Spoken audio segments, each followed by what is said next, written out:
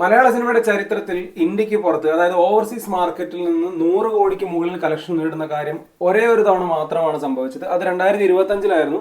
2025-ൽ മോഹൻലാൽ ചിത്രമായ എമ്പുരാനിലൂടെയാണ് മലയാള സിനിമ ആദ്യമായി ഓവർസീസ് മാർക്കറ്റിൽ 100 കോടിക്ക് മുകളിലേക്ക് കളക്ഷൻ നേടുന്നത്. എന്നാൽ ഇപ്പോൾ ഇതാ ലോക ഓവർസീസ് മാർക്കറ്റിൽ നിന്ന് മാത്രമായിട്ട് 100 കോടിക്ക് മുകളിലേക്ക് കളക്ഷൻ നേടാൻ പോവുകയാണ്. ഏതാണ്ട് 11 ദിവസം കൊണ്ട് ആഗോള മാർക്കറ്റിൽ നിന്ന് 200 കോടിക്ക് അടുത്തേക്ക് കളക്ഷൻ നേടിയ ലോക ഓവർസീസ് മാർക്കറ്റിൽ 11 ദിവസം കൊണ്ട് 90 കോടിക്ക് മുകളിൽ കളക്ഷൻ നേടിയിരിക്കുകയാണ്. എന്തായാലും മലയാള സിനിമയുടെ ഒരു അത്ഭുതമായി ലോകം മാറുകയാണ്. ഓവർസീസ് മാർക്കറ്റിൽ നിന്ന് മാത്രം 100 കോടി നേടുന്ന രണ്ടാമത്തെ സിനിമയായി ലോകം മാറുമെന്ന് ഉറപ്പായി കഴിഞ്ഞു. ഒരു സൂപ്പർ സ്റ്റാർ ചിത്രം അല്ലാതിരുന്നിട്ടും വളരെ ചെറിയ ഓപ്പണിംഗ് കളക്ഷൻ സ്റ്റാർട്ട് ചെയ്തിട്ടും ലോക ഇന്ന് ഓവർസീസിൽ നിന്ന് ഇത്രയും കളക്ഷൻ നേടിയിട്ടുണ്ടെങ്കിൽ അത് വളരെയധികം അഭിനന്ദിക്കേണ്ട ഒരു കാര്യമാണ്. എന്തായാലും ഇനി വരാനിരിക്കുന്ന മലയാള സിനിമകൾക്ക് വലിയൊരു പ്രചോദനമാണ് ലോകയുടെ ഓവർസീസ് കളക്ഷൻ ഉൾപ്പെടെയുള്ള കാര്യങ്ങൾ. എന്തായാലും ലോകയുടെ ഫൈനൽ ഓവർസീസ് നമ്പേഴ്സ് എന്തായാലും കാത്തിരുന്ന് കാണേണ്ട ഒരു കാര്യമാണ്.